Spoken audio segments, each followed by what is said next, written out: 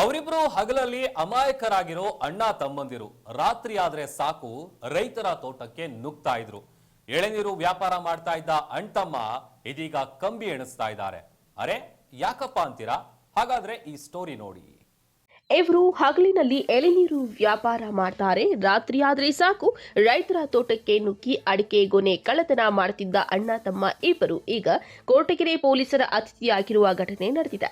ಚಿತ್ರದುರ್ಗದಿಂದ ಜೀವನಕ್ಕಾಗಿ ಕೊರಟಗೆರೆಗೆ ಬಂದಿದ್ದ ಇವರು ಹಗಲಿನಲ್ಲಿ ಎಳೆನೀರು ವ್ಯಾಪಾರ ಮಾಡಿಕೊಂಡು ಮತ್ತೆ ಅದೇ ತೋಟಕ್ಕೆ ರಾತ್ರಿ ಕಳ್ಳತನಕ್ಕೆ ಹೋಗುತ್ತಿದ್ದ ಖತರ್ನಾಕ್ ಕಳ್ಳರಿಬ್ಬರ ಬಂಧನವಾಗಿದೆ. ಚಿತ್ರದುರ್ಗದಿಂದ ವ್ಯಾಪಾರಕ್ಕೆಂದು ಕೊರಟಗೆರೆ ತಾಲೂಕಿನ ಚುಂಚೇನಹಳ್ಳಿ ಗ್ರಾಮದಲ್ಲಿ ಕಳೆದ 5 ವರ್ಷದಿಂದ ವಾಸವಾಗಿದ್ದ ಅಣ್ಣ ತಮ್ಮಂದಿರು ಕೊರಟಗೆರೆ ತಾಲೂಕು ಕಸಬಾ ಹೋಬಳಿಯ ಕೆರೆಯಾಗಳಹಳ್ಳಿ ಗ್ರಾಮದ ರೈತ ರಮೇಶ್ ಎಂಬಾತನ ತೋಟದಲ್ಲಿ ಇತ್ತೀಚೆಗೆ 110 ಅಡಿಕೆ ಮರದಲ್ಲಿ ರಾತ್ರೋರಾತ್ರಿ ಸುಮಾರು 50,000 ಮೌಲ್ಯದ ಅಡಿಕೆ ಗೊನೆಗಳನ್ನು ಕೊಯ್ದು ಸಂಬಂಧ ದಾಖಲಾಗಿದ್ದ ಪ್ರಕರಣ ಭೇದಿಸುವಲ್ಲಿ ಕೊರಟಗೆರೆ ಪಿಎಸ್ಐ ಚೇತನ್ ಕುಮಾರ್ ನೇತೃತ್ವದ ಪೊಲೀಸರು ಯಶಸ್ವಿಯಾಗಿದ್ದಾರೆ. ಚಿತ್ರದುರ್ಗ ಜಿಲ್ಲೆ ಹಿರಿಯೂರು ತಾಲೂಕು ಪಿಟ್ಲಾಳಿ ಗ್ರಾಮದ ಶಿವಕುಮಾರ್ ಮತ್ತು ಸಂತೋಷ್ ಇಬ್ಬರು ಆರೋಪಿಗಳನ್ನ ಬಂಧಿಸಿ ನ್ಯಾಯಾಂಗ ಬಂಧನಕ್ಕೆ ನೀಡಿದ್ದಾರೆ.